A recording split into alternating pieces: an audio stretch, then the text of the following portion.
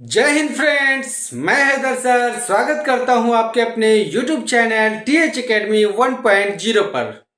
दोस्तों, यह video 12th physics का वीडियो नंबर 8 है। लेकिन आज के इस वीडियो में मैं उन छोटे छोटे टॉपिक्स को लेकर आया हूं जो कॉमन रूप से 10th और 12th दोनों में आपको पढ़ने हैं। जैसे आज के इस वीडियो में मैं लेकर आया हूं एक छोटा सा प्यारा सा टॉपिक, एक परिभाषा लेकर आया हूं। विद्युत धारा, इलेक्ट्रिक करंट क्या होता है, सबसे पहले हम लोग देखेंगे इसका परिभाषा और इससे संबंधित कुछ पॉइंट्स पे चर्चा करेंगे। ये सूत्र का हम लोग कलन विधि द्वारा व्यंजक प्राप्त करेंगे। तो आइए स्टार्ट करते हैं इस वीडियो को। तो जैसे कि मैं आपका टाइम सेव करने के लिए परिभाषा ऑलरेडी पहले से लिख रखा हूं कि किसी चालक के अनुप्रस्थ काट से होकर, मैं अनुप्रस्थ काट आपको समझाना चाहूंगा कि जैसे मान लीजिए कि ये एक बेलनाकार चालक तार हो गया। तो चालक तार का ये जो भाग हो गया जिससे विद्युत धारा का प्रवाह होता है, आवेश का प्रवाह होता है, माफ कीजिएगा, आवेश का प्रवाह होता है, इस क्षेत्र को कहा जाता है अनुप्रस्थ काट का क्षेत्रफल। ठीक है। तो किसी चालक के अनुप्रस्थ काट से होकर प्रवाहित होने वाली आवेश के प्रवाह के दर, आवेश के प्रवाह के दर को विद्युत धारा कहा जाता है। नॉर्मली आप एक लाइन में इस डिफिनेशन को याद रखेंगे कि आवेश के प्रवाह के दर को विद्युत धारा कहा जाता है। डेट्स ऑल, इतना ही याद रखना है। आवेश के प्रवाह के दर को विद्युत धारा कहा जाता है। यानी प्रति सेकंड में जो नेट आवेश किसी चालक के अनुप्रस्थ काट के क्षेत्रफल से होकर प्रवाहित हो रही है, उसी दर को, उसी रेट को विद्युत धारा कहा जाता है। आइए अब इस कुछ पॉइंट्स पे चर्चा कर लेते हैं। जैसे पहला पॉइंट हम याद रखेंगे कि विद्युत धारा को, विद्युत धारा को I से सूचित किया जाता है। I से सूचित किया जाता है। इसका दूसरा पॉइंट याद रखेंगे, विद्युत धारा एक फंडामेंटल मेन क्वांटिटीज है। यानी कि विद्युत धारा आधारी भौतिक राशि है। भौतिक राशि आप लोगों को पता होगा दो प्रकार की होती है, आधारी राशि और व्युत्पन्न राशि। आधार एसआई पद्धति के अनुसार आधारी राशियों की कुल संख्या 7 होती है। आप लोग, यह एक अदिश राशि है, यह एक अदिश राशि है क्योंकि इसके परिमाण को बीजीय योग के रूप में जोड़ सकते हैं। जैसे परिमाण दे दिया हो कि 2 एम्पियर की धारा, 2 एम्पियर की विद्युत धारा, 3 एम्पियर की विद्युत धारा, 5 एम्पियर की विद्युत धारा, तो इसको ऐड किया जा सकता है। इसका बीजीय योग संभव है, लेकिन इसमें कोई दिशा नहीं होता है, दिशा निर्धारण नहीं होता है कि आवेश के प्रवाह की दिशा यही होता है। इसमें कोई दिशा नहीं होता है, केवल परिमाण होता है, केवल परिमाण इसका ज्ञात किया जा सकता है। इसलिए यह विद्युत धारा एक अदिश राशि है। स्लाइड पे हम लोग देखते हैं इसका सूत्र, ऐसे ही मात्रक और इसकी बीमा। अब देखेंगे हम इसका सूत्र। एक बार परिभाषा को देखेंगे।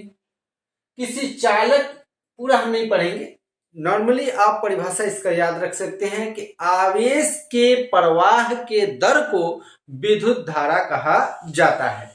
यानी I इक्वल टू जो होता है change of charge with respect to time.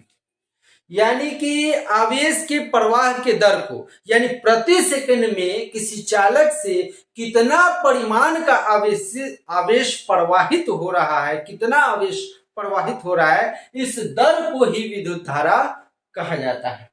अब देखिए हम यहाँ पे कलन विधि द्वारा सूत्र प्राप्त करेंगे। ये इधर भाग में है, इधर आएगा तो गुना में हो जाएगा, तो इसको लिख सकते हैं आई डी टी और इधर हो जाएगा डी क्यू। इसको अगर हम सीधा करके लिखें तो इधर डी क्यू कर लीजिए और इधर आई डी टी कर लीजिए। अब दोनों तरफ समाकलन कीजिए। अब दोनों तरफ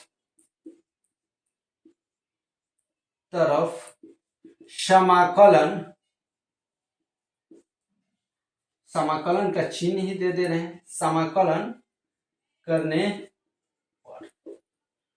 तो समाकलन करेंगे तो यहाँ ये i कांस्टेंट हो जाएगा, i को बाहर निकालेंगे और यहाँ dt, तो t जीरो से t समय तक हमें ज्ञात करने हैं आवेश। तो शुरू में आवेश जो था 0 होगा और हमें q आवेश तक ज्ञात करने हैं। q आवेश उत्पन्न हो जा रहा है तब तक ज्ञात करने हैं। तो यहाँ आप लोग जानते हैं कि यहाँ कुछ नहीं तो 1 है, 1 का समाकलन जो हो जाएगा t के सापेक्ष t और इसका अपर लिमिट t और लोअर लिमिट 0। यहाँ पे अगर आप समाकलन q के सापेक्ष यहाँ कुछ नहीं तो 1 तो हो जाएगा q और अपर लिमिट यहाँ पे q और 0, लोअर लिमिट 0। आगे यहाँ पे देख लेंगे तो i इंटू अपर लिमिट यहाँ पे भरेंगे, ये t के जगह t ही भरेंगे और यहाँ पे t की जगह माइनस करके लोअर लिमिट भरा जाता है 0 भर लेंगे। उसके बाद यहाँ पे आपका अपर लिमिट q और लोअर लिमिट 0, तो यहाँ हो जाएगा i और यहाँ बचेगा t और ये हो जाएगा q। यानी लिख सकते हैं i बराबर, ये गुना में इधर आएगा तो भाग में, i बराबर q अपॉन t। तो ये कलन विधि द्वारा ये जो मैं फॉर्मूला प्राप्त किया हूं विद्युत धारा का, ये अगर आप 10th क्लास में पढ़ते हैं तो आपको अपने दिमाग पे लोड लेने की जरूरत नहीं है। आप आगे चल के 11th क्लास 12th क्लास में ये फॉर्मूला पढ़ने वाले हैं। आप डायरेक्टली इसका सूत्र याद रखिएगा, I equal to Q upon T, यानी आवेश के प्रवाह के दर को विद्युत धारा कहा जाता है। यदि आप 12th क्लास में हैं तो कलन विधि द्वारा कैसे हम सूत्र प्राप्त किए हैं, सूत्र का व्यंजक, इस चीज को आप ध्यान रखेंगे। आप 12th में होंगे तो ऑलरेडी आप डिफरेंशिएशन और इंटीग्रेशन से आपको पढ़ रहा होगा। 11th क्लास में लिमिट आपने पढ़ रखी होगी, इसलिए आपको तो निश्चित रूप से समझ में आना चाहिए। अब थोड़ा सा हम लोग बात कर लेते हैं विद्युत धारा की दिशा पर। जैसे मान लीजिए कि यह चालक तार है, यह कोई चालक तार है,